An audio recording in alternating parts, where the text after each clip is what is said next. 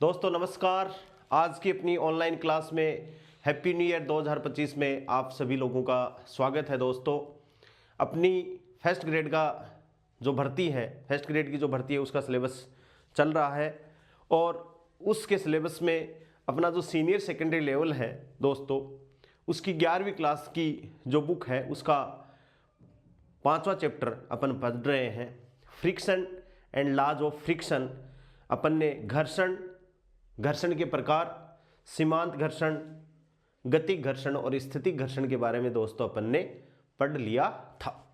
उनके नियमों के बारे में भी अपन ने पढ़ लिया था कि कैसे कैसे वो क्या होते हैं। ये सारी बातें अपन ने डिस्कस कर ली थी। आज अपन उस बात को आगे बढ़ाते हैं। नेक्स्ट अपना टॉपिक है कि अपन ने पढ़ा था, तब अपन ने ये भी बताया था कि जो सीमांत घर्षण बल है उसका मान गतिक घर्षण बल के मान से भी ज़्यादा होता है और स्थितिक घर्षण के मान से भी ज़्यादा होता है। तो उन घर्षण गुणांकों का, उन घर्षण बलों का बाह्य बल के साथ में किस हिसाब से परिवर्तन होता है उसको अपन डिस्कस कर रहे हैं। तो नेक्स्ट अपना हेडिंग है आरोपित बल, आरोपित बाह्य बल, आरोपित बाह्य बल एवं घर्षण बल के मध्य ग्राफ। कि ग्राफ यदि आप समझ जाओगे तो बहुत सारी बातें आपके दिमाग में आ जाएंगी। ये देखो दोस्तों, ये वाई एक्सिस है, ये एक्स एक्सिस है। बहुत ध्यान से अपन को ग्राफ को समझना है। ये वाई एक्सिस है और ये एक्स एक्सिस है। अब सबसे पहले बात तो ये आ गई कि एक्स एक्सिस पे तो कौन सा ले और वाई एक्सिस पे कौन सा ले। तो मैं आपको पहले भी मैंने ये डिस्कस कर दिया है कि जैसे कोई y बराबर एफ एक्स कोई फलन होता है दोस्तों, इसमें x तो होता है स्वतंत्र, इंडिपेंडेंट, और y क्या होता है परतंत्र। स्वतंत्र चर को हमेशा अपन x एक्सिस पे लेते हैं जब भी अपन ग्राफ प्लॉट करते हैं, और परतंत्र चर को अपन y एक्सिस पे लेते हैं। तो अपन आरोपित बाह्य बल और घर्षण गुणांक के मध्य, घर्षण बल के मध्य ग्राफ खींच रहे हैं। तो अपने पास में ऑलरेडी क्या है पहले दो वस्तुएं आपस में रखी हुई हैं, दोनों वस्तुओं पर अपन बाह्य बल आरोपित करेंगे तो घर्षण बल उत्पन्न होगा। ठीक है, पढ़ी है आराम से, तब तक अपन को घर्षण के बारे में पता नहीं है। तो अपन आरोपित बाह्य बल को दोस्तों नीचे वाली, यानी ये स्वतंत्र है, आरोपित बाह्य बल ये तो हो गया इसमें। और यहां पर कौन सा बल होगा दोस्तों? घर्षण बल। यहां पर कौन सा बल होगा? घर्षण बल, फोर्स ऑफ फ्रिक्शन। ठीक है, तो अपन ने घर्षण 3 प्रकार अपन ने पढ़ा है। एक तो कौन सा भाई? स्थितिक घर्षण बल और एफ स्टैटिक। और आपको पता है कि जब तक वस्तु में किसी प्रकार की कोई गति नहीं होती तब तक अपन कहते हैं कि उस वस्तु पर आरोपित होने वाला बल है वो स्थितिक घर्षण बल है। दूसरा, स्थितिक घर्षण बल की लिमिट एफ एस मैक्सिमम या एफ एस लिमिट, सीमांत, इसको अपन क्या कहेंगे दोस्तों? सीमांत घर्षण बल। क्या कहेंगे? सीमांत घर्षण बल, यानी स्थितिक घर्षण बल का चरम, कि उसके बाद में वस्तु में गति स्टार्ट होना प्रारंभ हो जाएगी। और तीसरा अपने पास में है दोस्तों, वो क्या है? गतिक घर्षण बल। क्या है? गतिक घर्षण बल, जिसको अपन कहते हैं एफ के का मतलब काइनेटिक, एस का मतलब स्टैटिक, और this is static and limiting का मतलब है सीमांत घर्षण बल। ठीक है, तो ग्राफ अपन प्लॉट करें तो अपन को पता है कि जहां तक सीमांत घर्षण बल इफेक्टिव है तब तक ये क्या है कि सीमांत घर्षण गुणांक बल का मान स्थितिक घर्षण बल के मान के बराबर होता है। यानी ये क्या है दोस्तों? सीधी रेखा आएगी। क्या आएगा? सीधी रेखा, यानी लीनियर रिलेशन है कि जितना बाह्य बल है उतना ही क्या है? स्थितिक घर्षण बल। उतना ही क्या है दोस्तों? स्थितिक घर्षण बल है। वस्तु में किसी प्रकार का कोई परिवर्तन नहीं होगा। ये दोनों 90 डिग्री पे यदि है तो ये कितने डिग्री पे होगा? 45 डिग्री पे होगा। ठीक है, इनका परिणामी। अब जैसे ये बात आ गई, ये स्थितिक घर्षण बल की बात है, इस पॉइंट को अपन ओ नाम दे देते हैं और इसको अपन ए नाम दे देते हैं। ठीक है, अब अपन क्या कर रहे हैं? स्थितिक घर्षण बल का अधिकतम, यानी जितना अपन वस्तु पर बाह्य बल लगाए उतना ही ज्यादा घर्षण बल बढ़ रहा है। तो घर्षण बल की एक सीमा हो गई कि उसके बाद में वस्तु गति करना प्रारंभ कर जाएगी। तो अपन ने क्या लगाया? एक लिमिटिंग का मतलब यहां से थोड़ा सा ज्यादा फोर्स लगाया अपने, इस हिसाब से उठ गया फोर्स एकदम। और फिर जैसे ही वस्तु में गति करना प्रारंभ हो जाती है, वस्तु में गति होना स्टार्ट हो जाती है, तो थोड़ा सा ऐसे घूम का, यानी ये ज्यादा हो गया, और उसके बाद में वस्तु है वो नियत बल से गति करेगी। ठीक है, तो ये जो ए है, इस ए पॉइंट को अपन क्या कहते हैं दोस्तों, FSL। इसको अपन क्या कहेंगे, FL लिमिटिंग। और इसके बाद में ये आ गया B, ये पॉइंट है B, ये तो पॉइंट है A, कि यहां तक तो क्या है, यहां तक तो लीनियर सीमा है, यानी इस सीमा तक FS समानुपाती क्या है, FS समानुपाती F है यहां तक। लेकिन A पे आता ही क्या हो गया कि ये स्थितिक घर्षण की मैक्सिमम लिमिट होगी, अधिकतम संभाव्य स्थितिक घर्षण बल का मान हो गया। ये जो A पॉइंट है, और B के बाद में ये दोस्तों ये जो है ये क्या हो गया, F के, ये क्या है F के, और ये हो गया C।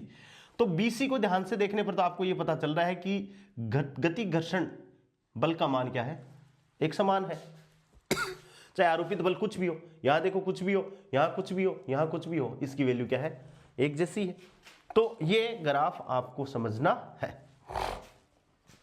ग्राफ समझ में आ गया। अब देखो इसके बारे में अपन छोटी छोटी बातें लिख लेते हैं। क्या बात होगी कि OA भाग, OA ग्राफ में OA भाग किसको निरूपित कर रहा है भाई, स्थितिक घर्षण बल को निरूपित कर रहा है। और इस OA लिमिट के अंदर क्या हो गया भाई, जो कि बल जैसे जैसे अपन बल लगा रहे हैं, बाह्य बल का मान बढ़ा रहे हैं, वैसे वैसे घर्षण बल का मान भी क्या हो रहा है, बढ़ रहा है। तो अपन ये कह सकते हैं कि A तक घर्षण बल है वो बाह्य बल के क्या है, समानुपाती है। A तक क्या है, A तक नहीं, यहां तक, ठीक, यहां तक। तो OA स्थितिक घर्षण बल को निरूपित कर रहा है। ठीक है, A के पश्चात A पर स्थितिक घर्षण, हाँ, A बिंदु पर क्या है भाई, स्थितिक घर्षण बल का अधिकतम मान है, क्या है, अधिकतम मान, जिसको अपन ने क्या कहा है, FL लिमिटिंग। यानी इसके बाद में यदि अपन बाह्य बल लगाएंगे दोस्तों, तो वस्तु क्या करने लग जाएगी, गति करने लग जाएगी। उस टाइम पे जो घर्षण बल होगा वो कौन सा होगा, गतिक घर्षण बल होगा। कौन सा बल होगा, गतिक घर्षण बल होगा। A के पश्चात घर्षण बल कुछ कम होता है, A के पश्चात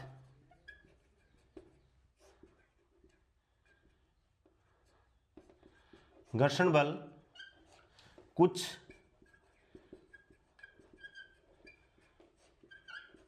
A के पश्चात घर्षण बल कुछ कम होता है, कम होता हुआ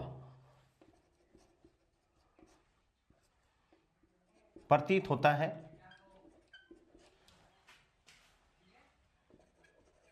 और भाग BC गतिक घर्षण FK को प्रदर्शित करता है। किसको प्रदर्शित करता है भाई, FK को प्रदर्शित करता है। ध्यान से देखो तो BC नेक्स्ट पॉइंट क्या है, BC समांतर OX का मतलब ये एक्सिस है, BC समांतर OX है। अतः हम कह सकते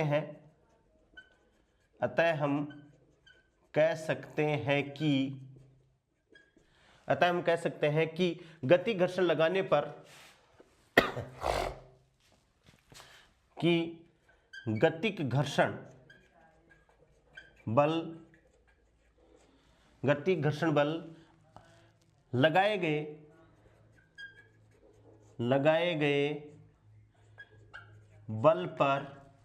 बल पर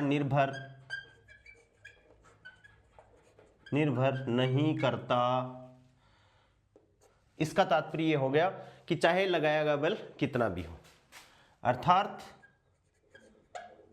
चाहे लगाया गया बल कितना भी हो, गति घर्षण बल का मान, गति घर्षण बल का मान, बल का मान एक समान नियत रहता है। ग्राफ अपन को ये रिप्रेजेंट कर रहा है। ध्यान से देखिए दोस्तों, फिर से घर्षण बल और बाह्य बल के बीच में ग्राफ है। ग्राफ में O से A तक, O से A तक क्या है, लीनियरिटी रिलेशन है। और इस पॉइंट तक, इस पॉइंट को अपन नाम दे देते हैं x, कोई बिंदु है x पॉइंट तक x से O, एक मतलब ये लिमिटिंग केस है, इतना मतलब इतना ज्यादा होता नहीं है, बस थोड़ा सा अपन को ये लगे कि भाई ये इतना ज्यादा हो गया, ये A बिंदु है, थोड़ा सा आपको लिख रहा है ज्यादा, कि जैसे ही अपन क्या करेंगे, जो स्थितिक घर्षण बल है, बाह्य बल का मान बढ़ाएंगे तो स्थितिक घर्षण का मान एकदम जितना मैक्सिमम हो सकता है उतना मैक्सिमम होगा, उसके बाद में वस्तु गति करना प्रारंभ कर देगी।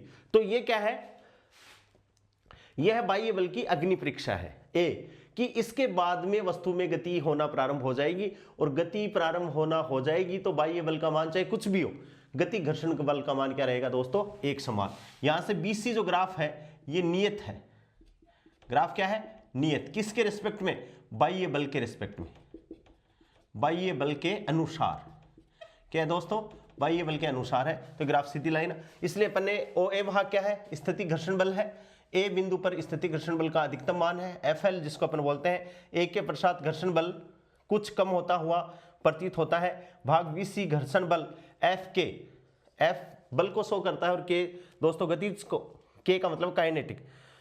BC पैरेलल टू OX, ये जो BC है वो जो अपनी एक्सिस है, या आप यहां से ये कह सकते हो BC पैरेलल टू XX, क्या है, BC किसके पैरेलल है, XX के पैरेलल है। अतः हम कह सकते हैं कि गति घर्षण बल लगाए गए बाह्य बल के ऊपर निर्भर नहीं करता, चाहे लगाया गया बाह्य बल कितना ही हो, गति घर्षण बल का मान क्या होता है दोस्तों, नियत होता है। ये कंसेप्चुअल फिनोमिना है जो आपको याद रहना चाहिए। ठीक है दोस्तों, अब अपन बात करते हैं संपर्क बल, कॉन्टैक्ट फोर्स, संपर्क बल।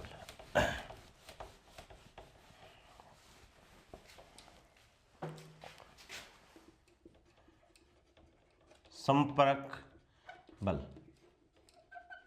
कॉन्टैक्ट फोर्स, संपर्क बल की अपन बात करते हैं। अपन ने कोई वस्तु अपने पास में है, किसी धरातल पर कोई वस्तु पड़ी है सतह पर, ये ऐसे है, और इस पर कोई वस्तु रखी हुई है, ये वस्तु रख दी अपन ने, कोई गुटका रख दिया, ऑब्जेक्ट रख दिया, ठीक है, और इस पर ऐसे कोई फोर्स, अप्लाइड फोर्स, क्या है दोस्तों, अप्लाइड फोर्स है। इस वस्तु पर सतह के विलंबवत कौन सा फोर्स लग रहा है, नॉर्मल फोर्स लग रहा है। और वस्तु पर दोस्तों यदि अप्लाइड फोर्स ऐसे है तो वस्तु पर घर्षण बल इसके समांतर, इसकी सतह के समांतर F, यदि ये इधर जा रहा है तो इसकी सतह के समांतर, ये धरातल है तो धरातल तो किधर मूव नहीं करेगा क्योंकि एकदम रिजिड है।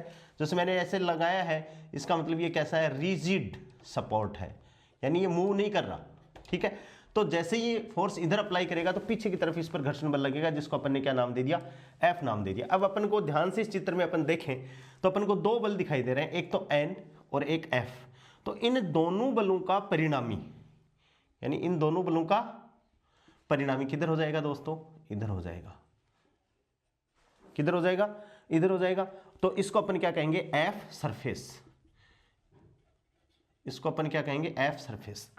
90 डिग्री है दोनों के बीच में कोण, तो इसको अपन क्या कह देंगे दोस्तों, F सरफेस, क्या कहेंगे, F सरफेस। अपन ने माना, क्या मान लिया,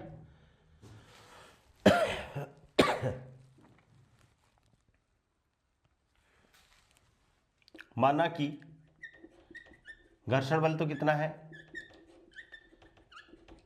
F, और सतह पर प्रतिक्रिया बल कितना है,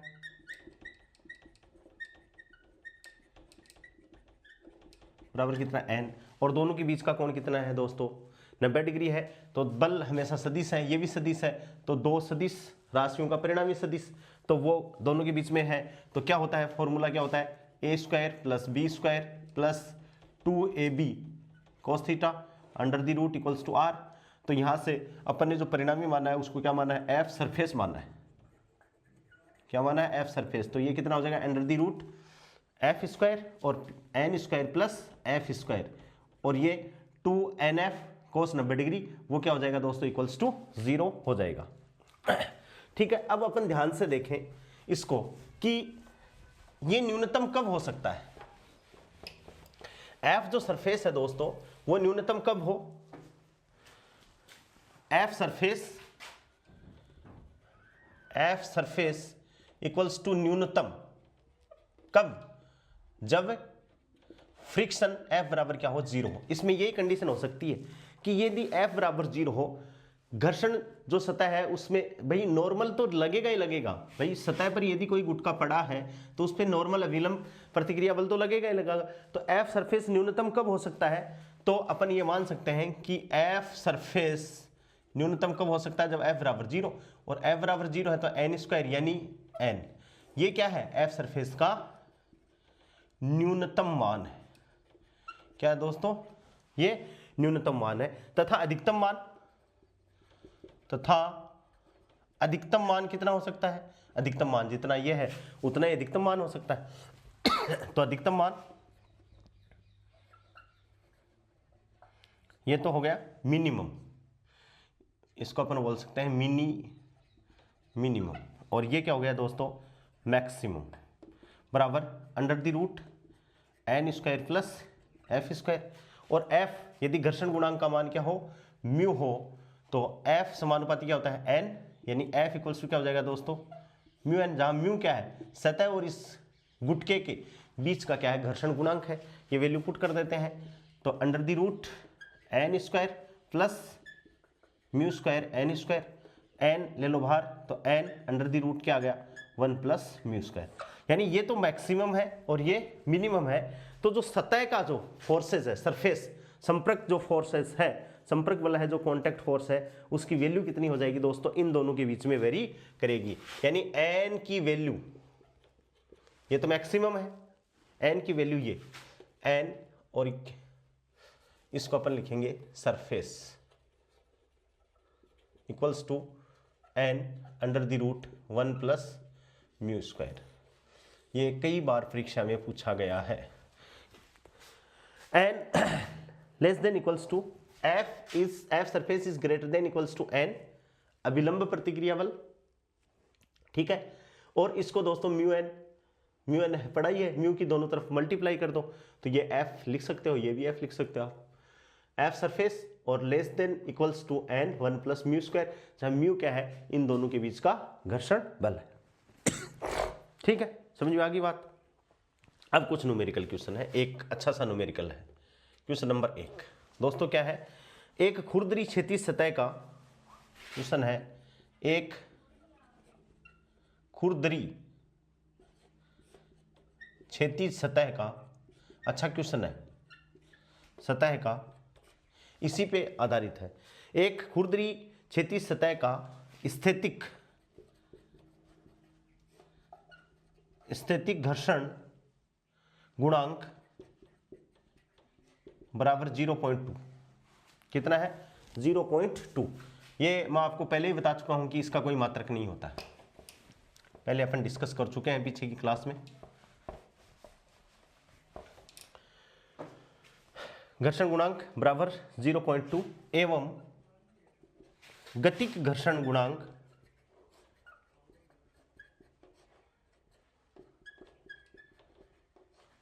गतिक घर्षण गुणांक 0.15 है, ठीक है। इस पर 1 kg द्रव्यमान का ब्लॉक रखा हुआ है, द्रव्यमान का ब्लॉक रखा हुआ है। घर्षण बल ज्ञात कीजिए,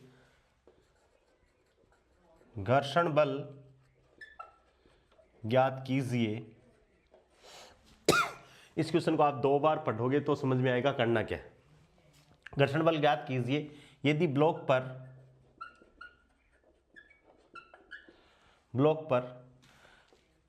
पहला पॉइंट है F बराबर 1 न्यूटन, B है F बराबर 1.96 न्यूटन, C है F बराबर 2.5 न्यूटन क्षैतिज बल लगाया जाए। ये क्वेश्चन है। एक खुरदरी क्षैतिज सतह पर, यानी अपनी वस्तु की जो स्थिति है दोस्तों वो क्या है कि ये खुरदरी है, क्षैतिज सतह है और इस पर कोई ब्लॉक रखा हुआ है जिसका द्रव्यमान कितना है भाई। एक खुरदरी क्षैतिज सतह का स्थैतिक घर्षण गुणांक 0.2, स्थैतिक घर्षण गुणांक का मतलब है म्यू एस बराबर तो है 0.2 और गति घर्षण गुणांक यानी म्यू के बराबर कितना है भाई 0.15। ठीक है, 1 kg द्रव्यमान का, इसका द्रव्यमान है m बराबर वो 1 kg है और इस पर बल इधर लगा हुआ है। पहली स्थिति क्या है कि इस पर बल, ये जो बल है दोस्तों ये कितना है 1 न्यूटन, पहली स्थिति ये। तो अब अपन को अधिकतम घर्षण बल निकालना है। घर्षण बल अधिकतम अपन ने ये देखा ही है। ठीक है, तो F मैक्सिमम अधिकतम घर्षण बल,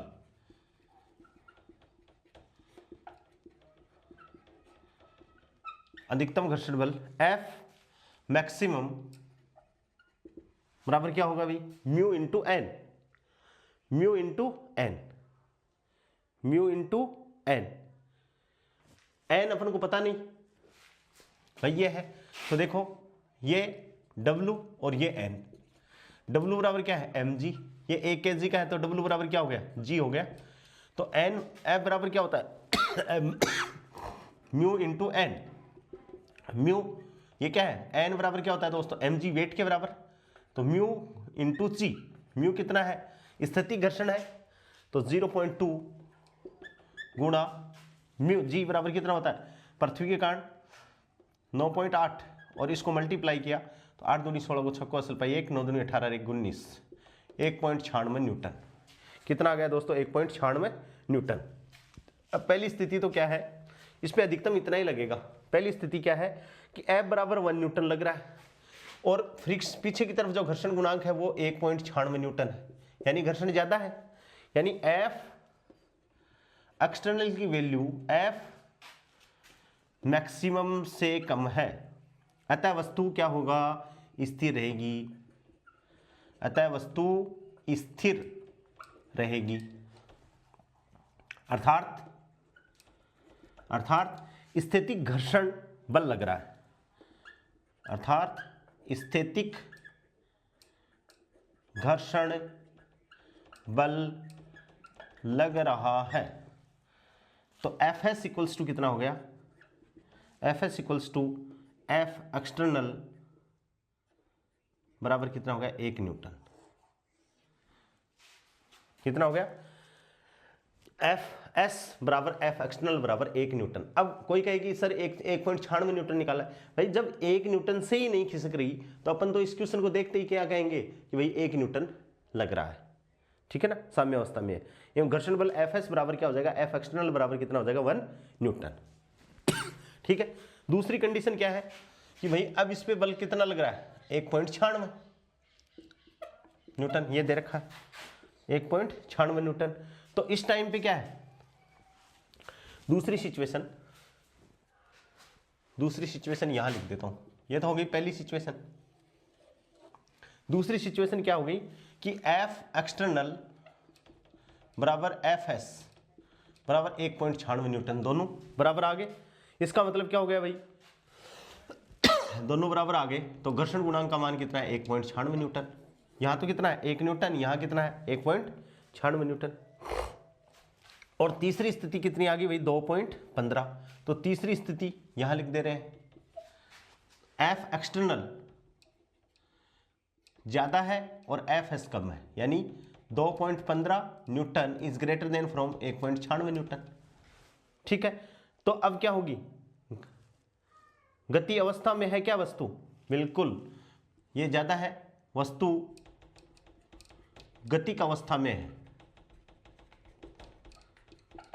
किसमें है वस्तु गतिक अवस्था में है।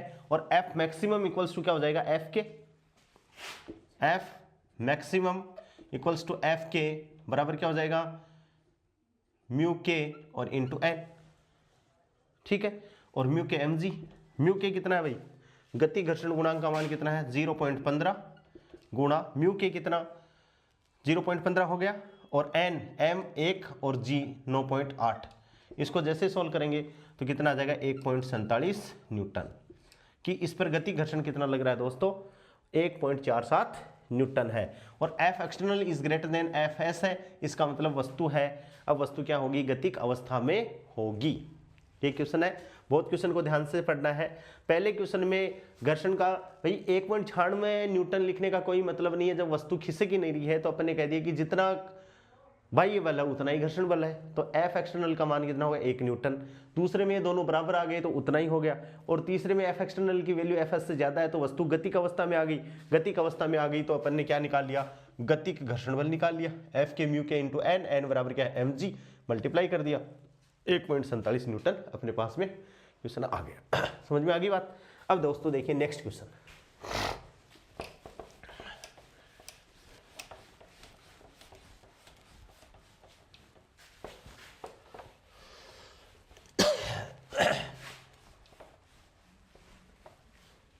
नेक्स्ट क्वेश्चन क्या है, क्वेश्चन नंबर 2। नेक्स्ट क्वेश्चन अच्छा है कि ये कोई एक ऑब्जेक्ट है, वस्तु है, और ऐसी एक टेबल बनाई हुई है इस हिसाब से।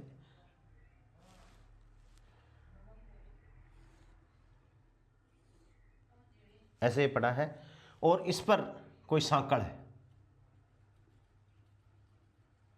सांकड़ तो जानते ही हैं अपन सारे लोग, चैन, ठीक है, और वो इससे नीचे की तरफ आ रही है ऐसे,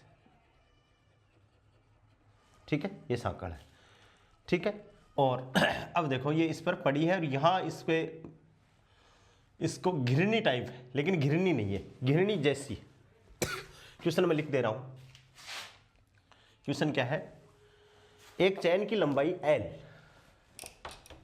क्वेश्चन क्या है, एक चैन की लंबाई L एवं स्थिति घर्षण गुणांक एवं स्थिति घर्षण गुणांक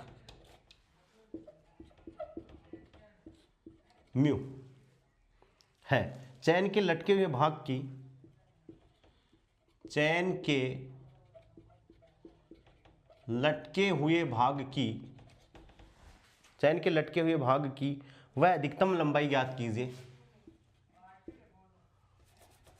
लटके हुए भाग की वह है अधिकतम लंबाई ज्ञात कीजिए,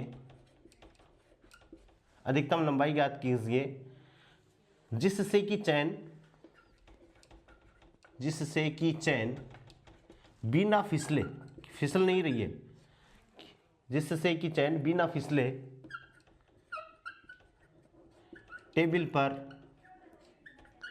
बिना फिसले टेबल पर लटकती रहे, या टेबल पर की जगह टेबल से, बिना फिसले टेबल से लटकती रहे।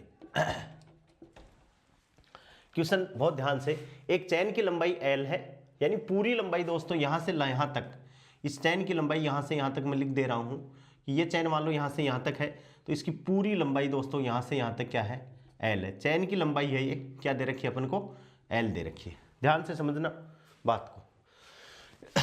चैन, ये जो टेबल है इस वस्तु पर पड़ी है, एक चैन की लंबाई L है एवं स्थिति घर्षण गुणांक म्यू है। स्थिति का मतलब ये फिसल नहीं रही, चल नहीं रही है, चैन साम्य अवस्था में है। इसका मतलब ये हो गया कि इस पर ये वाला बल और ये वाला बल दोनों बराबर है, तभी तो साम्य अवस्था में, ये इधर बल लगेगा इधर बल लगेगा, दोनों साम्य अवस्था में, ठीक है भाई, तभी तो ये चैन पड़ी आराम से। चैन के लटके हुए भाग की वह अधिकतम लंबाई ज्ञात कीजिए, जो अपन को माननी है। अपन ने मान लिया कि यहां से इतना इतना भाग चैन का लटक रहा है, ये भाग कितना है, y है, ठीक है। तो दोस्तों यहां ये भाग लटक रहा है वो y है, पूरी चैन की लंबाई L है, तो जो इस पड़ा है भाग, इसकी लंबाई कितनी होगी, L माइनस वाई। ध्यान समझ में आ रही होगी बात, ये y है तो ये दोस्तों ये वाली लंबाई कितनी होगी, L माइनस वाई। समझ में आ गई इतनी इतनी बात, पूरी लंबाई L है, इतनी लटक रही है y है, तो L माइनस वाई, ठीक है। अब अपन इस पे फोर्स देखें कि ये वस्तु धरातल पे पड़ी है, तो इस चैन का भार W नीचे की तरफ है और इस पर नॉर्मल रिएक्शन फोर्स ऊपर की तरफ लग रहा है, और चैन यदि इधर ऐसे फिसलेगी तो इस पर फ्रिक्शन फोर्स इधर लगेगा, सतह के पीछे की तरफ। समझ गए दोस्तों। अब अपन ने मान लिया, क्या माना, सॉल्यूशन माना, कितनी अधिकतम लंबाई माना, बिना फिसले लटकने वाले भाग की लंबाई, माना लटकने वाले भाग की लंबाई बराबर कितनी है, y है। तो टेबल पर चैन की लंबाई, ये टेबल है, तो टेबल पर कितनी होगी भाई, l माइनस वाई, कितनी होगी टेबल पर, l माइनस वाई।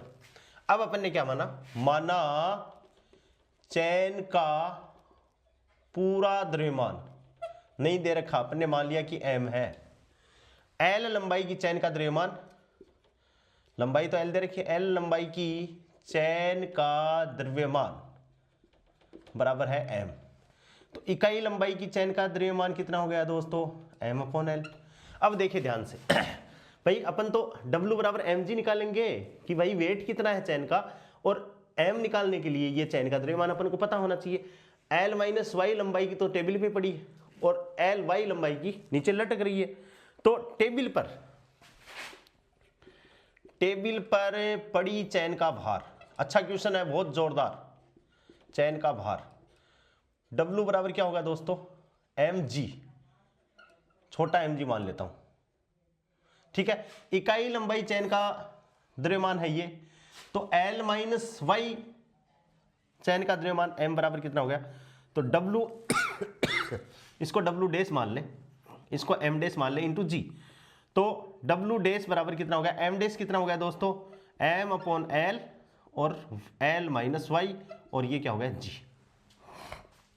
समझ में आ गई क्या बात, कि इकाई लंबाई का कितना है, m/l है, तो l माइनस वाई लंबाई का द्रव्यमान कितना हो गया, m/l, l माइनस वाई, और इसको अपन ने क्या माना है, m डैश माना है, ये रहा, ठीक है। ये तो समीकरण नंबर आ गया एक। और जो चैन लटक रही है उसका भार, चैन के लटके हुए भाग का भार बराबर क्या हो गया, W बराबर m/l और कितनी y और इंटू जी, ये समीकरण नंबर 2। साम्य अवस्था के लिए कि भाई ये जो बल लग रहा है वो ये लग रहा है, तो साम्य अवस्था के लिए साम्य अवस्था के लिए साम्य अवस्था के लिए सीमांत घर्षण बल, सीमांत घर्षण बल, देखो सीमांत घर्षण बल ये है F, तो ये F कितना आ गया, F equals to mu into mg, तो ये तो लटके हुआ है, म्यू बराबर mg, तो ठीक है। तो सीमांत घर्षण बल बराबर चैन के लटके हुए, क्योंकि जो टेबल पर पड़ी है जो चैन, उस पर लग रहा है सीमांत घर्षण बल F पीछे की तरफ, तो F बराबर क्या होता है, म्यू इंटू एन, और n बराबर क्या है, म्यू, और ये रहा म्यू n, और n बराबर क्या है दोस्तों, W डैश, तो म्यू W डैश हो गया, ठीक, समझ में आ गई क्या। F बराबर क्या है भाई, इस लटके हुए चैन का जो भार होगा वो किसको बैलेंस कर रहा है, इसको बैलेंस कर रहा है, किसको, सीमांत घर्षण बल को बैलेंस कर रहा है। तो सीमांत घर्षण बल बराबर चैन के लटके हुए भाग का भार, तो बराबर कर दो, तो वो क्या हो गया भाई, म्यू एन बराबर चैन के लटके हुए भाग का, म्यू एन बराबर W,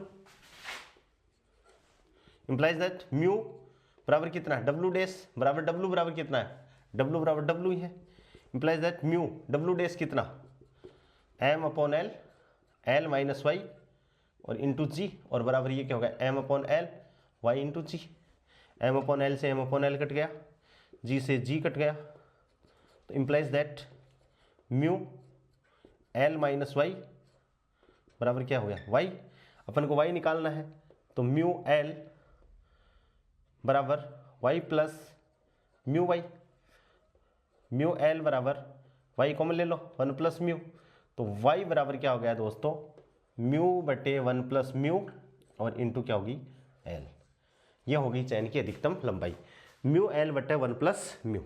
समझ में आ गई बात, y बराबर म्यू l बटे 1 प्लस म्यू, इसका आंसर आ जाएगा, बहुत अच्छा क्वेश्चन है, y बराबर म्यू बटे 1 प्लस म्यू इंटू l। दोस्तों बहुत से बच्चे इस चैप्टर के जो न्यूमेरिकल हैं उनको हार्ड मानते हैं। वो इसलिए हार्ड मानते हैं क्योंकि एक तो बेचारी ये 11वीं क्लास रह गई, तो 11वीं क्लास को वैसे भी स्कूलों में अपन देखें तो अपन को फॉर्मेलिटी की जाती है, और फिर अपन किसी बात के लिए इसकी तैयारी कर नहीं रहे हैं। अब अपन आके डायरेक्ट ही टीचर्स की तैयारी कर रहे हैं, टीचर की एग्जाम की तैयारी कर रहे हैं, तब अपन को ये थोड़ा सा हार्ड लगती है। और 12वीं क्लास की इसलिए इजी लगती है कि उसको टीचर भी बहुत अच्छे से पढ़ाते हैं, 2-3 बार रिवीजन होता है, और बच्चे भी बहुत अच्छे से, क्योंकि बोर्ड की क्लास है इसलिए वो आसान लगती है। लेकिन आप इसके न्यूमेरिकल करोगे तो ये भी चीज़ें क्या है, आसान है। ठीक है, अब दोस्तों अपन आगे बढ़ते हैं, घर्षण कोण की बात करते हैं। ये 2 क्वेश्चन हो गए, बाकी क्वेश्चन मैं और करवाऊंगा प्रॉब्लम के साथ में। अब अपन बात करते हैं घर्षण कोण।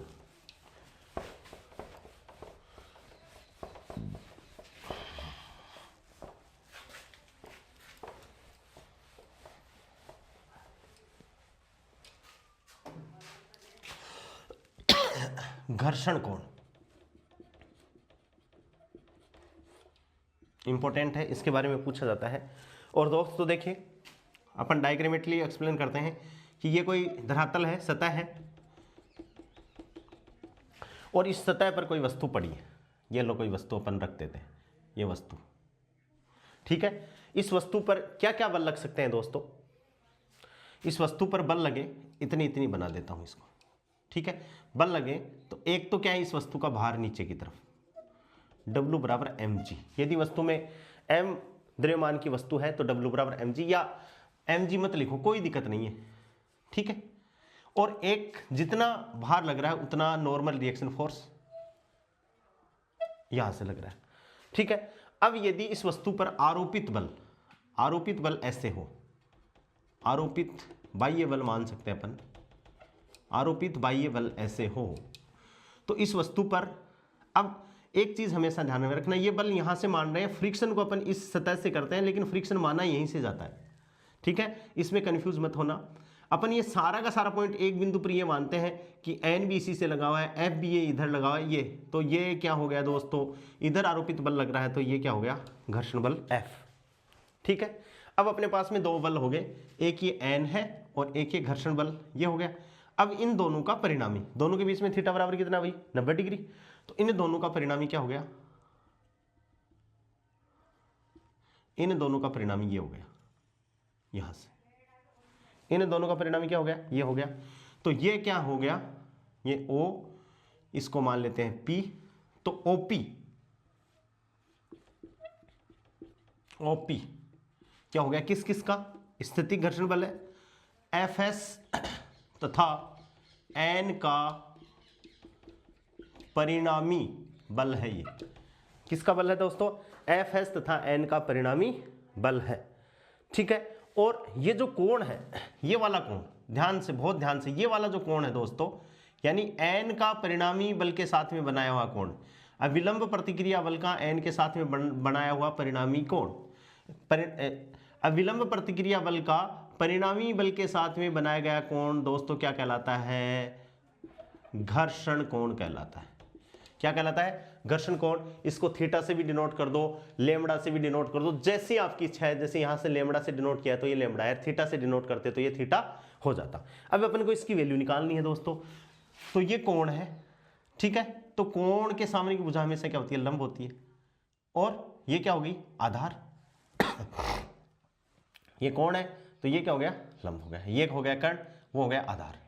ठीक है, तो अब अपन को क्या निकालना है भाई, एक तो ये हो गया, और एक अपने पास में जो ये है वो ये है, तो जो Fs ये है वही Fs ये हो गया N से P, तो tan लेमड़ा बराबर लंब बटे आधार, लाल बटे कक्का से लंब बटे आधार। लंब कितना है भाई, लंब कितना है, ये रहा लंब, और आधार कितना है ये, तो लंब Fs, आधार कितना है N।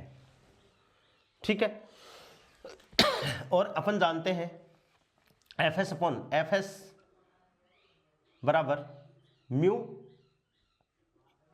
इंटू N या म्यू S इंटू N।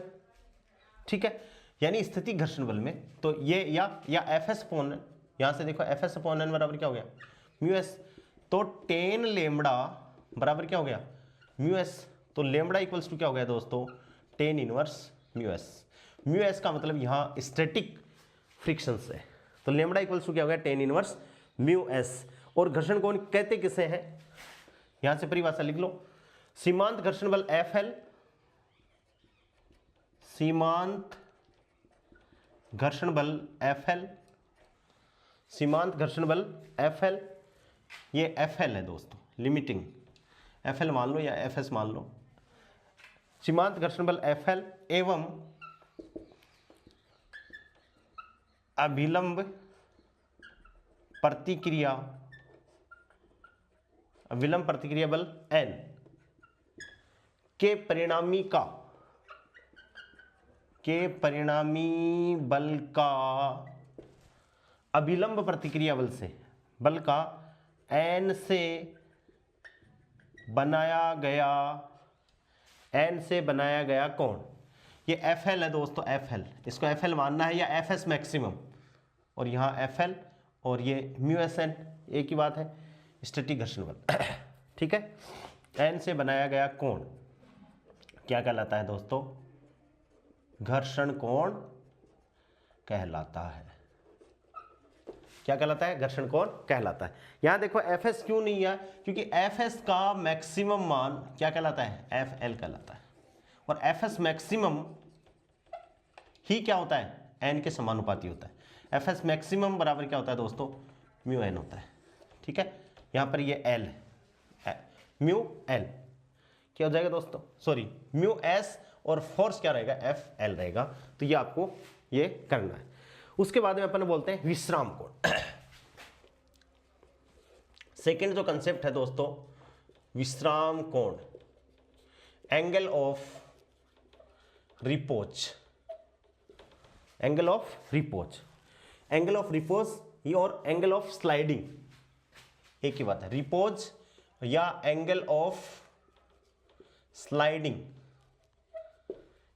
ठीक है, कैसे, नत्तल पर, ये देखो कोई नत्तल है, ये इस नत्तल यानी तिसल पट्टी है, ठीक है, और ये इस क्षैतिज के साथ में थीटा कोण बनाया हुआ है, इस पर कोई वस्तु रखी हुई है दोस्तों, ध्यान से, इस पर कोई वस्तु है, ठीक है।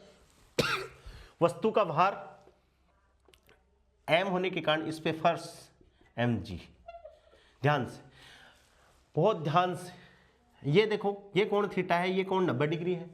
तो अब ये जो फोर्स लगा हुआ है यहां से अपन माने तो ये कोण कितना हो गया दोस्तों, 90 डिग्री माइनस थीटा, ये 90, ये थीटा, तो 90 डिग्री माइनस थीटा।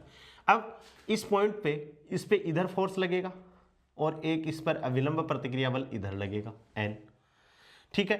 अब ये mg है, तो इसका ये घटक, भाई ये 90 माइनस थीटा है, तो ये देखो यहां से यदि ये इसका पूरा कोण यहां से बने, यहां से देखो ये 90 माइनस थीटा है, यदि ये लाइन यहां होती तो इसका यहां से कितना कोण बनता, 90, ये 90 माइनस थीटा है, तो दोस्तों ये कोण कितना होगा, थीटा होगा, कहने का मतलब ये। और mg का ये घटक mg cos थीटा, और ये इसका घटक क्या हो जाएगा, mg sin थीटा, और mg sin थीटा ये नीचे की तरफ फिसलेगा, तो इस पर फ्रिक्शन किधर लगेगा दोस्तों, F ऊपर की तरफ लगेगा, और ये क्या हो जाएगा, लिमिटिंग FL, ठीक है। इस ब्लॉक पे लगने वाले फोर्स पूरे के पूरे, यहां से ध्यान से, मैं फिर से ये डायग्राम बना रहा हूं, यहां थोड़ा सा कंफ्यूजन रहता है बच्चों को, फिर से देखो दोस्तों मैं बना रहा हूं, ये कंफ्यूज अपन को रहना ही नहीं है, कंसेप्ट क्लियर होना जरूरी है। देखो दोस्तों, ये क्षैतिज के साथ में थीटा कोण कोई बना रहा है, नत्तल है, इस नत्तल पर कोई वस्तु नत्तल पर कोई वस्तु पड़ी,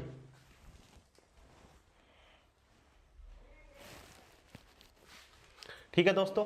अब देखो मैं ये पॉइंट यहां ले लेता हूं, यहां इस वस्तु पर भार पिच नीचे की तरफ लग रहा है mg, अब समझ में आ जाएगी, ये कोण 90 डिग्री, ये थीटा, तो ये वाला जो कोण है दोस्तों, यहां से इस वस्तु से ये कोण कितना होगा, 90 माइनस थीटा, ठीक है। ये डायग्राम बना रहा हूं मैं, यहां फोर्स मैंने बीच में लिया है, यहां मैं यहां ले रहा हूं, इस पॉइंट पे अपन मानते हैं कि इस गुटके का सारा द्रव्यमान यहीं केंद्रित है, तो इस पर इस सतह के कारण अविलंब प्रतिक्रिया बल n ऊपर की तरफ, और इस पर एक फोर्स इधर लगेगा।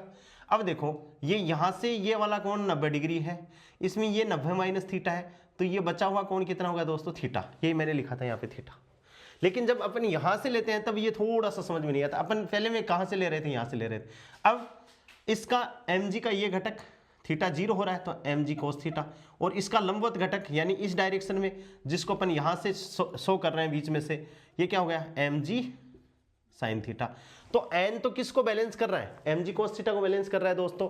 तो इस गुटके को भगाने के लिए रिस्पॉन्सिबल कौन है, mg sin थीटा। तो नीचे की तरफ गुटका आ रहा है तो Fl ऊपर की तरफ लगेगा। गति की विपरीत दिशा में हमेशा क्या लग रहा है, घर्षण बल लग रहा है। तो इस कोण थीटा को, यानी वह बिंदु या वह कोण जहां पर जस्ट ये फिसलने से पहले तक बना रहता है, वह कोण क्या कहलाता है, विश्राम कोण कहलाता है।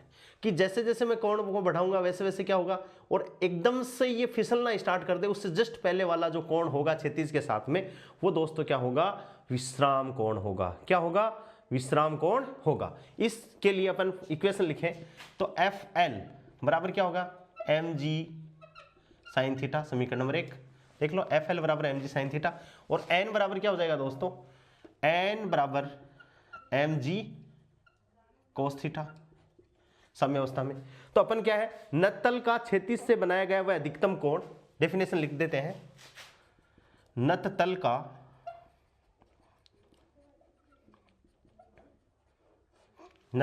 क्षैतिज से बनाया गया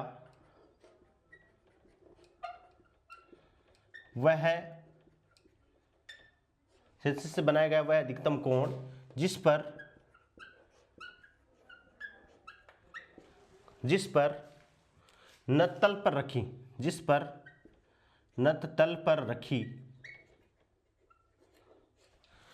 नत्तल पर रखी गई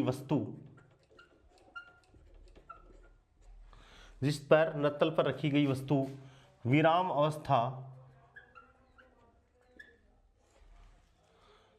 अवस्था में रहती है, या नत्तल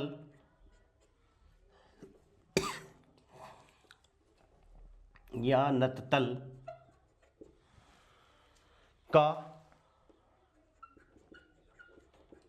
क्षैतिज से बनाया गया वो न्यूनतम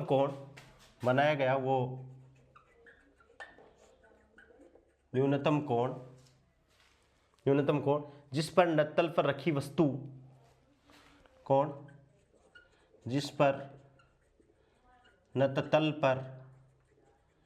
रखी वस्तु ठीक गति की अवस्था में आ जाती है, ठीक गति की अवस्था में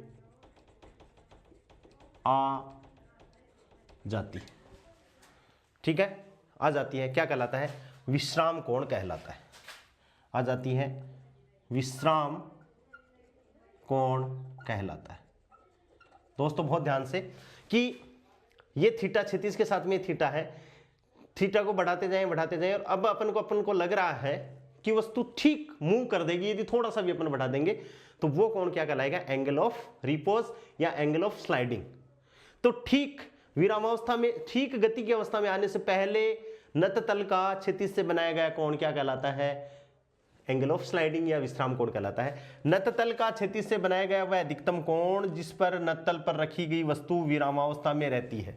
अधिक से अधिक, जैसे यहां विरामावस्था में थोड़ा सा इसको बड़ा कर दूंगा तो ये क्या हो जाएगी, नीचे फिसलने लग जाएगी। तो वह वहां उससे जस्ट पहले तक का जो कोण है क्षैतिज का, वो क्या कहलाता है। या इसी को दूसरे तरीके से, नत्तल का क्षैतिज से बनाया गया वो न्यूनतम कोण जिस पर नत्तल पर रखी वस्तु ठीक गति की अवस्था में आ जाती है, क्या कहलाता है, विश्राम कोण कहलाता है। ये इक्वेशन ये आ गई। इक्वेशन 1 में इक्वेशन 2 से भाग कर दो। इक्वेशन 1 में इक्वेशन 2 से भाग करोगे दोस्तों तो देखो क्या हो जाएगा भाई, Fl अपॉन n बराबर mg से mg कट गया, क्या आ गया, tan थीटा, और Fl बराबर क्या है, म्यू s इंटू एन। तो implies that mu s into N बटे n बराबर क्या हो जाएगा, tan थीटा। यहाँ भी n से n कट गया तो tan थीटा इक्वल्स टू क्या हो गया, म्यू s, यानी थीटा इक्वल्स टू क्या हो गया, tan इनवर्स म्यू एस। तो अपन ध्यान से देखें तो घर्षण कोण और विश्राम कोण अपन ये कह सकते हैं विश्राम कोण थीटा बराबर घर्षण कोण, और घर्षण कोण कितना अपन ने माना है लेमड़ा। क्या माना है? लेमड़ा माना है। और इस बात का प्रयोग, इस तथ्य का, ये जो अपने पास में कंसेप्ट आ गई, इस कंसेप्ट का प्रयोग प्रयोगशाला में घर्षण गुणांक का मान ज्ञात करने के लिए किया जाता है। इसका प्रयोग, इस तथ्य का प्रयोग या इसका प्रयोग प्रयोगशाला में घर्षण गुणांक का मान ज्ञात करने के लिए किया जाता है। इस कंसेप्ट का प्रयोग है वो प्रयोगशाला में घर्षण गुणांक का मान ज्ञात करने के लिए किया जाता है। ये अपन को ध्यान में रखना है। ये थोड़ा सा इस डायग्राम में थोड़ा सा ये बच्चों को समझ में नहीं आ पाता बेचारों को कि ये क्या है। कई बच्चे तो इसमें mg ऐसे लगाएंगे, जबकि mg हमेशा नीचे की तरफ ही लगेगा। ये थोड़ा सा कंसेप्ट है, इसको आप ध्यान में रखोगे। जो वस्तु मूव कर रही है उसकी विपरीत दिशा में क्या लगेगा? घर्षण बल लगेगा। अब इसको फ्री बॉडी डायग्राम बनाना चाहें तो ये डायग्राम बन गया। तो इस पे देखो ये mg साइन थीटा, ये एफ एल, ये क्या हो गया mg, ये क्या हो गया mg cos थीटा, और ये क्या हो गया n। इस हिसाब से इस पे क्या लगेंगे दोस्तों? बल लगेंगे। ऐसे अपन को ध्यान में रखना है। समझ में आ रही होगी बातें? अब देखिए दोस्तों आगे की अपन बातें करते हैं।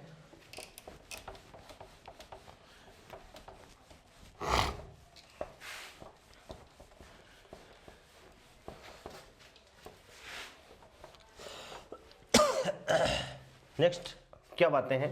नेक्स्ट बात है कि धकेलने की अपेक्षा धकेलने की अपेक्षा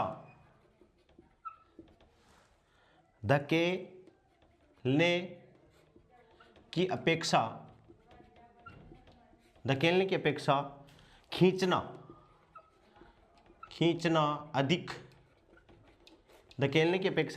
अधिक आसान होता है। कि एक तो अपन क्या कर रहे हैं, किसी वस्तु को खींच रहे हैं, और एक किसी वस्तु को अपन धकेल रहे हैं। तो कौन सा आसान है, इस बात को अपन पता लगाएंगे। देखो दोस्तों वही डायग्राम अपना समझ में आ जाएंगी बातें। और ये कोई वस्तु रखी हुई है, कोई गुटका या m मास का कोई वस्तु रखी हुई है, ठीक है। और ये खींचने पर, अपन सबसे पहले बात कर रहे हैं खींच रहे हैं अपन। खींचने पर क्या कर रहे हैं अपन? खींच रहे हैं, यानी खींचना, ये प्रोसेस कर रहे हैं। खींचना तो मैंने आपको बताया था कि किसी वस्तु को अपन खींचते हैं तो वस्तु को बराबर में फोर्स लगा के नहीं खींचे जाते, कुछ कोण पे खींचते हैं, ठीक है ना। वस्तु को किसी कोण पर खींचना, तो अपन ने ये माना कि यहाँ पर सारे बल वस्तु पर लग रहे हैं, ठीक है। तो वस्तु पर बल कैसे लग रहा है भाई? ये हो गया 36, और वस्तु पर बल कैसे लग रहा है? ऐसे लग रहा है F, यानी किसी कोण थीटा पे बल लग रहा है। ध्यान से, ये किसी कोण क्या लग रहा है? थीटा पे बल लग रहा है। ये वस्तु का 36 है, ठीक है। तो इस F का 36 के साथ में यहाँ वस्तु पर ये W नीचे की तरफ वस्तु पर भार, ठीक है। अपन क्या कर रहे हैं? ये ब्लॉक का खींचना, अपन क्या प्रोसेस कर रहे हैं? ब्लॉक का खींचना। ये हमेशा F, आपने देखा होगा कि जो लुढ़कने वाले बैग हैं जिनके टायर लगे होते हैं, उन पे आप देखोगे तो यही फीलिंग आ जाएगी। या आप किसी टेबल को, कोई आपको टीचर आपको ये कहेगी टेबल उठा के लाओ, तो आप टेबल को बराबर में घिस के नहीं लाते, चारों टेबल के चारों टांग रगड़ कर नहीं लाते दोस्तों। आगे वाले दो टांगों को आप उठा लेते हो और फिर घिस के उसको ले आते हो, तो वो क्या है? खींचना है, ठीक है। अब इस पे F का, ये F इधर है, तो ये वाला जो घटक है F का, ये क्या हो गया? F cos थीटा, ठीक है। और ये वाला जो घटक है दोस्तों, कौन सा? F का कौन सा? ये, तो ये हो गया F sin थीटा।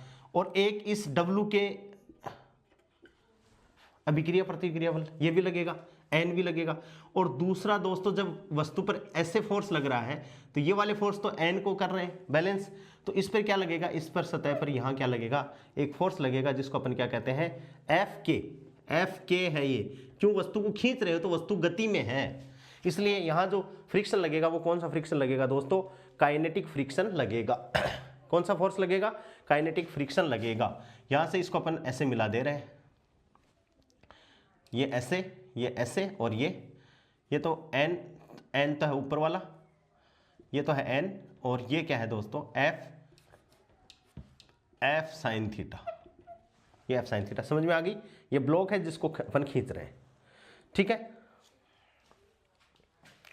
अपन अब इसमें लिख लेते हैं, W बाहर के ब्लॉक को खींचने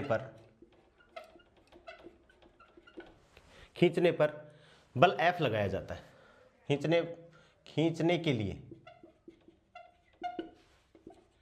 बल F लगाया जाता है, ठीक है। अब डायरेक्ट इक्वेशन लिख दें, ठीक है। दो लंबवत घटकों में बांट दिया, तो ये देखो दोनों एक तरफ है, ये नीचे की तरफ है, तो यहां से क्या हो गया? एन जो दोनों एक तरफ है उनको जोड़ेंगे, एन एफ साइन थीटा किसको बैलेंस कर रहे हैं? W को बैलेंस कर रहे हैं। तो यहां से एन बराबर क्या आ गया दोस्तों? W minus F sine theta. ये समीकरण नंबर 1, ठीक है, क्योंकि N plus F sine theta बराबर क्या है? W है। और दूसरा गतिक घर्षण एफ के बराबर क्या हो गया? म्यू के इंटू एन, और म्यू के एन ये रहा, तो एफ के बराबर क्या हो गया दोस्तों? म्यू के, एफ के बराबर म्यू के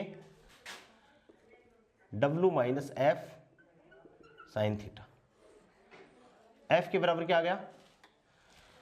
म्यू के W minus F sine theta. इसको इक्वेशन नंबर अपन बोलेंगे कैपिटल ए। अब अपन क्या कर रहे हैं? वस्तु को अपन धक्का दे रहे हैं। तो ये तो खींच लिया, अब अपन वस्तु को धक्का दे रहे हैं। तो धक्का देने के लिए देखो दोस्तों, ये वही धरातल, ये वस्तु, ठीक है। अब वस्तु को धक्का देंगे तो धक्का कैसे देंगे? ऐसे देंगे धक्का, एफ। वस्तु पर अपन ने क्या दे दिया दोस्तों? धक्का दे दिया, ठीक है। अब अपन ये मान लेते हैं कि वस्तु को अपन धक्का दे रहे हैं, किस डायरेक्शन में दे रहे हैं?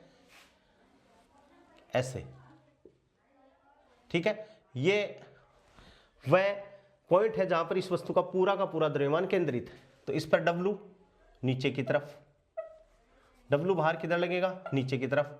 N किधर लगेगा? ऊपर की तरफ। नॉर्मल रिएक्शन फोर्स लग गया, ठीक है। इसको अपन क्या कर रहे हैं? ब्लॉक को धकेलना भी बराबर में ऐसे धकेलेंगे नहीं, बराबर में नहीं धकेलेंगे, एकदम साइड से धकेलेंगे कि आराम से ही हो जाए। तो दोस्तों इस ब्लॉक पे ये फोर्स ऐसे लग रहा है, तो ये सदिश है, तो इस सदिश को अपन कहीं भी क्या कर सकते हैं? रिप्लेस कर सकते हैं। तो अपन ने माना कि फोर्स ऐसे लग रहा है, बल किधर लग रहा है? अब ऐसे लग रहा है, और ये यहां से ये कोण थीटा बना रहा है, तो ये कहां से? यहां से ये कोण कितना बना रहा है दोस्तों? थीटा बना रहा है। ये वाला कोण कितना है? थीटा है। भाई ये क्षैतिज से ये थीटा कोण बना रहा है, तो ये ऐसे कर दिया, इसको अपन ने ऐसे रिप्लेस कर दिया, तो ये क्या बना रहा है? कोण थीटा बना रहा है। ये बल हो गया एफ, ठीक है, ये हो गया। तो इस बल एफ का ये वाला घटक एफ कोस थीटा ऐसे इसको आगे की तरफ ले जा रहा है, तो दोस्तों फ्रिक्शन किधर लगेगा? पीछे की तरफ लगेगा, और एफ के, और इसका लंबवत घटक कितना हो गया? ये हो गया एफ साइन थीटा। तो इसके लिए इक्वेशन लिखें तो देखो, पहला इक्वेशन क्या है? W plus F sine theta, जो अपने ये तो वर्टिकल हो गए, और ये तो हॉरिजॉन्टल और ये वर्टिकल, तो ये वर्टिकल कंपोनेंट को तो मैं ऐसे जोड़ रहा हूं। तो W plus F sine theta बराबर क्या हो गया दोस्तों? n, ठीक है। और एफ के बराबर क्या हो गया? म्यू के इंटू एन। तो एफ के बराबर म्यू के, और n की वैल्यू अपनी बार क्या है? W plus F sine theta. ये यहां है और ये यहां है, ठीक है। ये A है और ये क्या है दोस्तों? B है, ठीक है। इस टाइम पे अपन क्या मान लेते हैं? इसको F डैश K मान लेते हैं। क्या मान लेते हैं? F dash K। तो यहां से आप देखो, तो यहां तो क्या हो रहा है? वेट में से चीजें कम हो रही हैं, ठीक है, देखो माइनस का निशान है, और यहां क्या है कि जो फ्रिक्शन है वो बढ़ गया। तो यहां से अपन देखें तो F dash K is greater then from F K, यानी घर्षण बल कौन सा ज्यादा है? ब्लॉक को धकेलने वाला घर्षण बल ज्यादा है। जब अपन धक्का देते हैं, धकेलते हैं चीज को, तो F dash K is greater then F K। अतः अपन कह सकते हैं कि धकेलने पर घर्षण बल अधिक है। अतः है यहां लिख देता हूं, अतः हम कह सकते हैं कि धकेलने पर घर्षण बल, धकेलने पर घर्षण बल ज्यादा है, धकेलने पर घर्षण बल ज्यादा है, अतः वस्तु को धक्का देने की अपेक्षा, अतः वस्तु को धक्का देने की अपेक्षा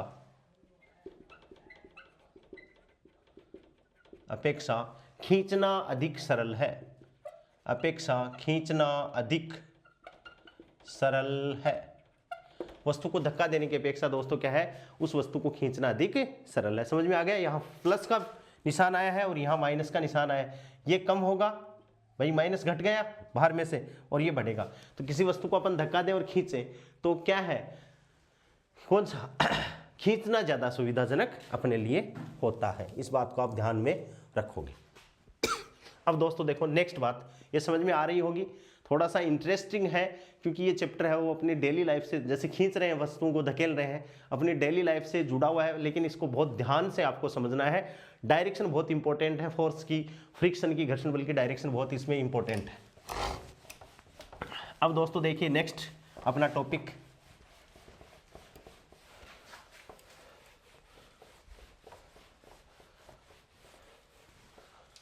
क्या है भाई, खुरदरे नत्तल पर, यह भी इंपॉर्टेंट है,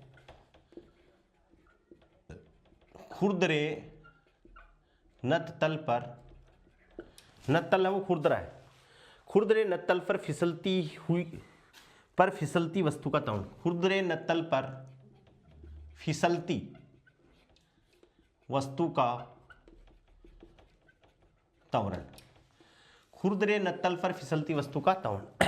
ठीक है, खुरदरा नत्तल बना देते हैं। अभी अपन ने पढ़ा था नत्तल, अब तो आप इसके कंसेप्ट समझ में आ गई होगी।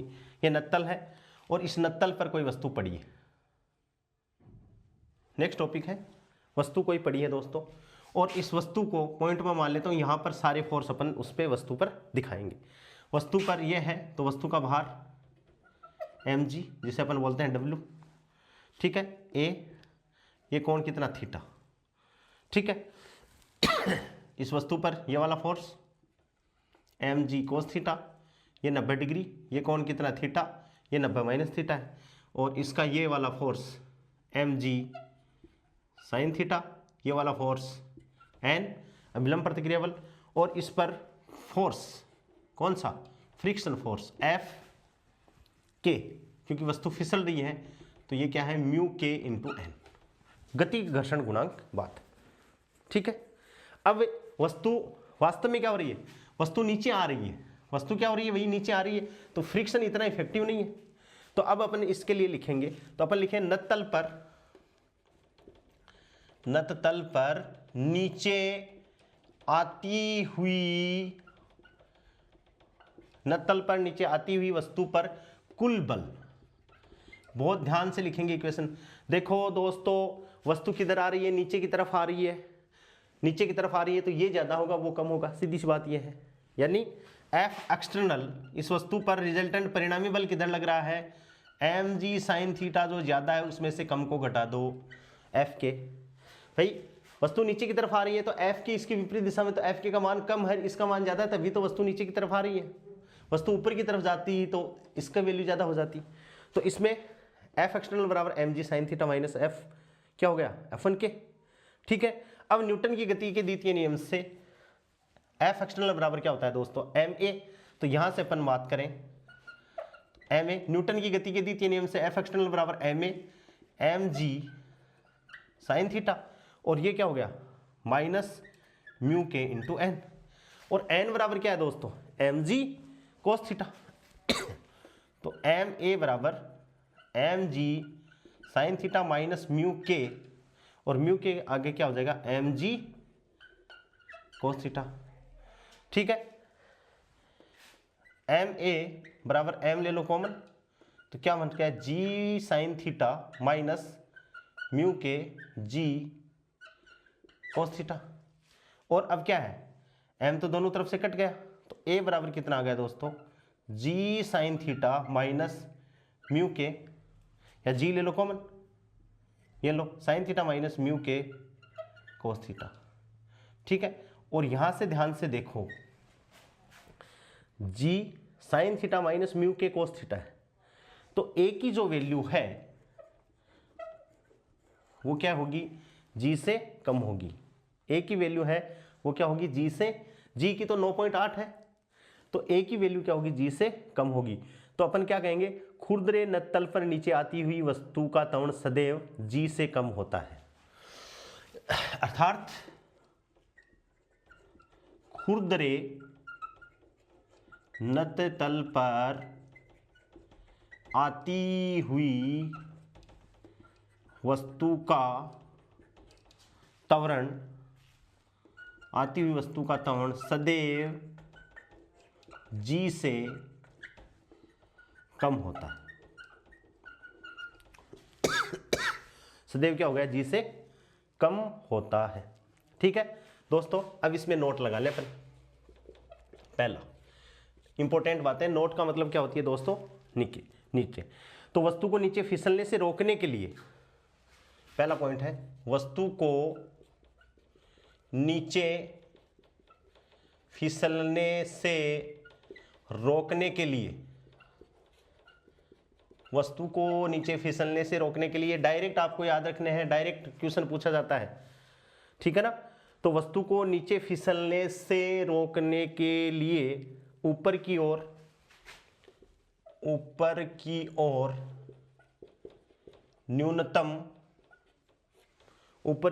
न्यूनतम आवश्यक बल कौन सा हो गया, यही हो गया भाई, M G sine theta minus mu K cos theta. अभी पढ़ा आपने, M G sine theta minus mu K M G cos theta, ये हो गया बल। ऊपर की तरफ इतना बल लगाएंगे, ये इतना अपन को न्यूनतम का न्यूनतम चाहिए, ठीक है। न्यूनतम आवश्यक बल M G sine theta minus mu K cos theta. और यदि वस्तु को नत्तल पर ऊपर की ओर प्रक्षेपित किया जाए, दूसरा नोट क्या है, यदि वस्तु को नत्तल पर ऊपर की ओर प्रक्षेपित, वस्तु को नत्तल पर ऊपर की ओर प्रक्षेपित किया जाए, जबरदस्ती भेज रहे हैं इधर, तो दोनों डायरेक्शन एक ही हो जाएंगी ना, तो बीच में प्लस का निशान आ जाएगा। यदि वस्तु को नत्तल पर ऊपर की ओर प्रक्षेपित किया जाए तो वस्तु का मंदन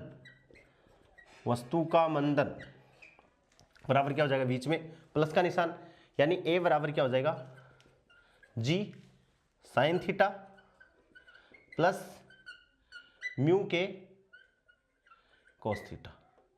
भाई जुड़ जाएंगे, बहुत ज्यादा जोर आएगा, नत्तल पर ऐसे वस्तु नहीं जाएगी। यानी खुरदरे नत्तल पर ऊपर की ओर मंदित वस्तु का त्वरण जी से क्या हो सकता है, अधिक हो सकता। खुरदरे नत्तल पर ऊपर की ओर मंदित वस्तु का त्वरण जी से अधिक हो सकता है। लैंग्वेज पे भी ध्यान देना है दोस्तों, हो सकता है, होता नहीं है, हो भी सकता है और नहीं भी हो सकता है, ये बात आपको ध्यान में रखनी है। नेक्स्ट बात क्या है दोस्तों, समझ में आ गई होगी। नत्तल तो 2-3 बार मैंने डायग्राम बना दिया, तीसरी बार डायग्राम बना दिया पूरे फोर्स। यदि आपको पूरे फोर्स की डायरेक्शन आ गई ना तो क्वेश्चन बहुत आसान है, बस डायरेक्शन में ही बच्चे कंफ्यूज हो जाते हैं। देखो दोस्तों, नेक्स्ट क्या है, ब्लॉक तथा सतह के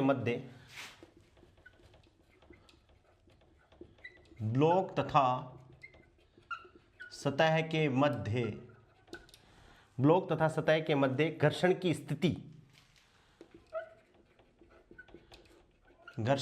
स्थिति सहित घिरणी, पुली, आपलोक वालों भूण, ये स्थिति आ गई। ठीक है, स्थिति क्या है कि ये कोई वस्तु स्थिति है और यहाँ पे घिरनी लगी हुई है। क्या लगी हुई है दोस्तों? ये घिरनी लगी हुई है और ये अपन ने कोई ब्लॉक है, ठीक है। केस फर्स्ट की बात अपन कर रहे हैं, ठीक है ना। ब्लॉक तथा सतह के मध्य घर्षण की स्थिति सहित घिरनी, इस घिरनी पे अपन को फोर्स अपन को देखना है। और यहां से इस घिरनी पे एक रस्सी ऐसे लगी हुई है और वो घिरनी से होती हुई और नीचे कोई दूसरा ब्लॉक लगा हुआ है ऐसे, जिसका द्रव्यमान, इसका द्रव्यमान m1 है। इसका जो द्रव्यमान है दोस्तों वो कितना है? m1 है। इसका द्रव्यमान इधर मत दर्शाओ। इसका जो द्रव्यमान है वो m1 है और इसका जो द्रव्यमान है दोस्तों वो m2 है, ठीक है। कोई सिचुएशन नहीं है, ये ऐसा कैसा यहां पड़ा है। बस ये ध्यान आपको रखना है कि ये m1 है, इसका ये जो बाहर m2 है तो m2g नीचे की ओर बाहर लगेगा इसमें। और ये डोरी है तो दोस्तों डोरी में तनाव T हमेशा। आप इसका एग्जाम्पल ऐसे देख सकते हो, कल भी मैंने बताया था कि एक धागा आपने पकड़ रखा है और उस धागे को बीच में से कैंची से काटो तो धागे का ये भाग तो इधर भागेगा और ये भाग इधर भागेगा, जबकि आपने तो जबरदस्ती उनको भगाया नहीं ना। इसका मतलब इस पॉइंट पे ये धागा है तो इस पॉइंट पे इधर भी टेंशन लगा हुआ है, इधर भी टेंशन लगा। जैसे इसको काटोगे ये टेंशन इसको इधर ले जाएगा और ये इसको क्या ले जाएगा? इधर। धागा ये वाला इधर फेंक जाएगा, ये इधर वाला फेंक जाएगा। इसका मतलब इस पॉइंट पे क्या लगा हुआ था? टेंशन। हर पॉइंट पे बहुत सारा तनाव लगा हुआ है। अपने जो कपड़े सुखाने की जो बिलगनी है उस पर भी आप देख सकते हो, डेली लाइफ में काम में आता है ये। तो ये टी यहाँ लगा हुआ है। इस धागे में टी कहाँ लगेगा दोस्तों? यहाँ भी लगेगा टी। ये टी है, हर पॉइंट पे लग रहा है, इस पे ऐसे ऐसे ऐसे। लेकिन अपन को तो बैलेंस करना है तो एक एक अपन को डिनोट करना। ये m1 है तो देखो दोस्तों इसका द्रव्यमान कितना? m1। तो m1 पे नीचे की तरफ फोर्स कितना लगेगा? m1g, ठीक है। ऊपर की तरफ फोर्स लगेगा n, नॉर्मल रिएक्शन फोर्स। और ये इधर यदि मूव करेगा तो इधर इस पे पीछे की तरफ फोर्स कौन सा लगेगा भाई? म्यू m1g, यानी म्यू n। और n बराबर क्या? mg। तो ये क्या हो जाएगा? Mu m1g। इधर लगेगा, ये इधर लग ही रहा है, ठीक है। ये सारे के सारे एक जगह से हैं, ये टेंशन है। अब इसके लिए एग्जांपल लिख रहे हैं अपन, इधर आ रहा है, इसके लिए इक्वेशन लिखे अपन द्रव्यमान m1 के लिए। m1 ऊपर वाला है तो m1 के लिए इक्वेशन लिख रहे हैं, m1 के लिए लिख रहे हैं। तो देखो t ये इधर जा रहा है भाई, तवण की ये स्थिति है A और नीचे तवण की स्थिति है ये A। इधर जा रहा है तो t ज्यादा है, यानी t माइनस म्यू m1g बराबर क्या हो जाएगा? m1 into A। ये तो n इसको mg को बैलेंस कर रहा है तो एक स्थिति तो ये होगी, पहला इक्वेशन आ गया। और m2 के लिए नीचे की तरफ जा रहा है A, तो ये t m2g ज्यादा है तो इसके लिए अपन क्या लिखते हैं? m2g माइनस t बराबर क्या है? m2। दोनों को जोड़ दें, जोड़ेंगे तो t से तो t कट जाएगा,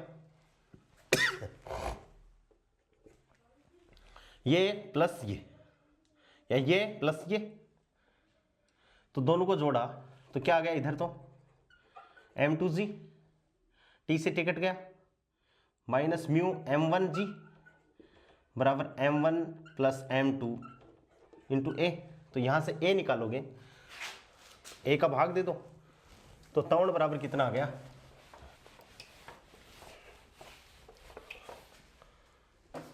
A बराबर m2g या g ले लो common, m2 minus mu m1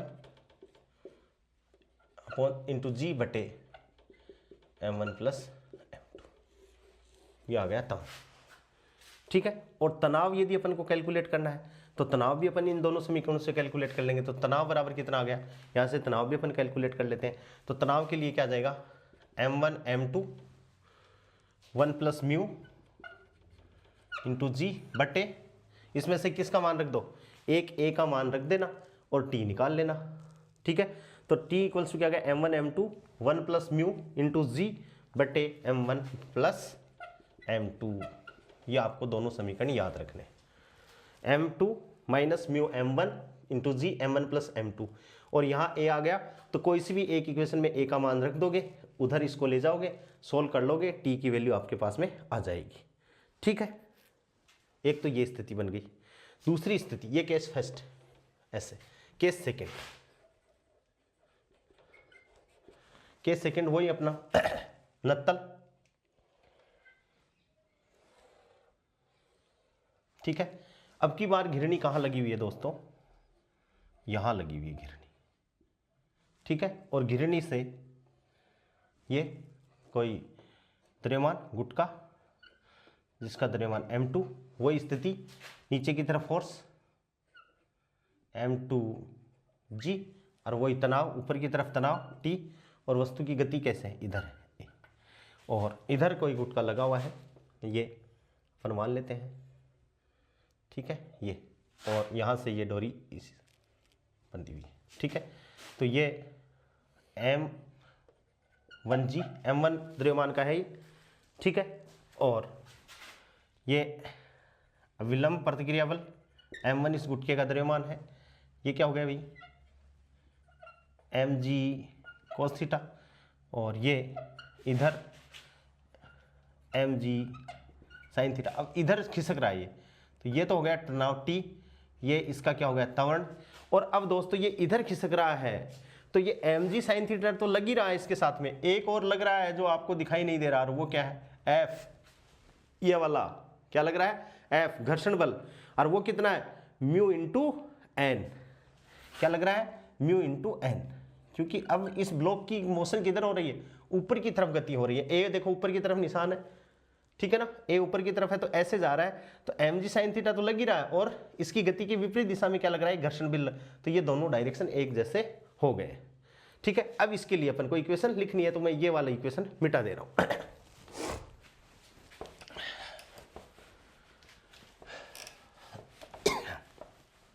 पहले अपन किसके लिखे लेंगे, एक के लिए लिख लेते हैं, तो द्रव्यमान m1 के लिए।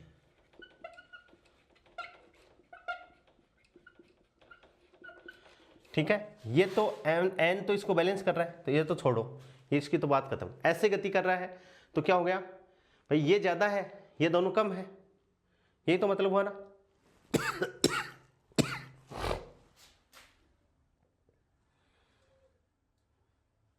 हाँ, अब इसमें देखो खास बात क्या है कि एक m1g ये है, और एक ये n है। अब m1g के तो विरुद्ध भी इसको काम करना पड़ेगा, तो यहां थोड़ा सा ये स्थिति ये है कि इन दोनों का परिणामी,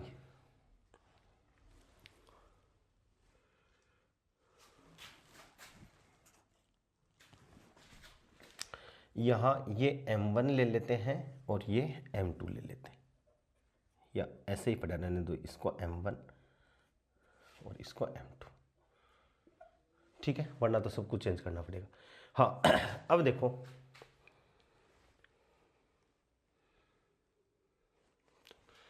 m2 के लिए लिख देता हूं, m2 के लिए, तो m2 के लिए क्या है,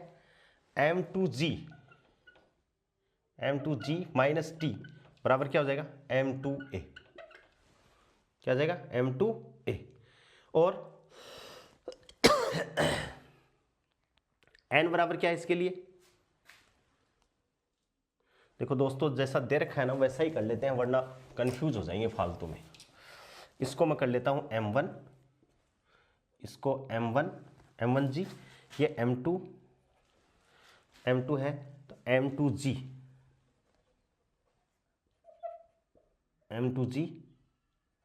2, ये m2g,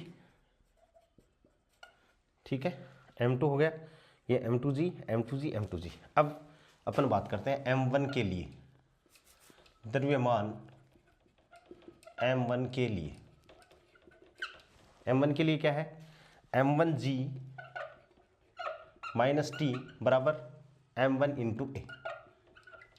ठीक है, और फ्रिक्शन इसमें पीछे की तरफ लगा हुआ है, और n बराबर क्या है, इससे n बराबर क्या है, n बराबर है m2g cos थीटा, n बराबर m2g cos थीटा, इस इक्वेशन से n बराबर क्या है दोस्तों, n m2g cos थीटा।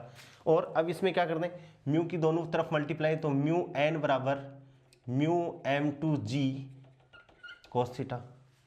ठीक है, m2 के लिए, m2 के लिए तो देखो t माइनस म्यू n, तो t माइनस, ठीक है, तो माइनस म्यू n, और n बराबर क्या है, ये रहा, तो यहाँ n इस डायरेक्शन में है, तो म्यू n यानी m2g cos थीटा। ठीक है, और माइनस m2g sin थीटा बराबर m2a। इन दोनों, एक तो अपने पास में ये इक्वेशन आ गई, और ये समीकरण 1, ये समीकरण नंबर 2, समीकरण 1 व 2 से क्या हो जाएगा दोस्तों, a बराबर, तो m1 minus m2 sign theta plus mu cos theta बटे m1 प्लस m2, और ये क्या हो जाएगा g, और t इक्वल्स टू, बस आपको सिचुएशन ध्यान में रखनी है, 1 plus sine theta plus mu cos theta into G बटे m1 प्लस, ये आपको याद रखना है। दोनों क्वेश्चन इससे इसको सॉल्व करना है a निकालना है। अब जैसे a है तो यहाँ से t निकाल लो ना, ये लो t की वैल्यू यहाँ पुट कर देना। देखो इसमें t नहीं है तो t को गायब करना है, तो यहाँ से देखो t बराबर क्या हो गया, t को उधर ले जाओ, तो m1g माइनस m1a बराबर क्या हो गया t, तो m1g माइनस a बराबर क्या हो गया दोस्तों t, और ये t की वैल्यू कहाँ रख दो, यहाँ रख दो, और इसको सोल्व कर लो, a आ जाएगा।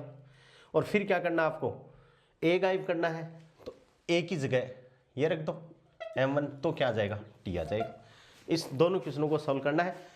सिचुएशन आपको ये ध्यान में रखनी है, कंडीशन ये ध्यान में रखनी है, और ये दोनों समीकरणों को, इन दोनों इक्वेशनों को दोस्तों क्या करना है, आप लोगों को रटना है। ये आपके न्यूमेरिकल क्वेश्चनों में बहुत ज़्यादा काम में आएंगे। इस हिसाब से अपन को ये क्वेश्चन करने हैं। बाकी के जो न्यूमेरिकल क्वेश्चन है वो अपनी आगामी जो क्लास होगी उसमें बहुत और भी इंटरेस्टिंग इसके न्यूमेरिकल क्वेश्चन होने वाले हैं, उनको अपन देखेंगे। आज के लिए इतना ही, बहुत बहुत थैंक्स दोस्तों। चैनल को ज़्यादा से ज़्यादा अपने दोस्तों के साथ में, 11वीं क्लास का कोई बच्चा जो नीट की तैयारी कर रहा है उनके साथ में शेयर कर दीजिए। ये सारी बातें उन लोगों के लिए बहुत इम्पोर्टेंट है। थैंक्स।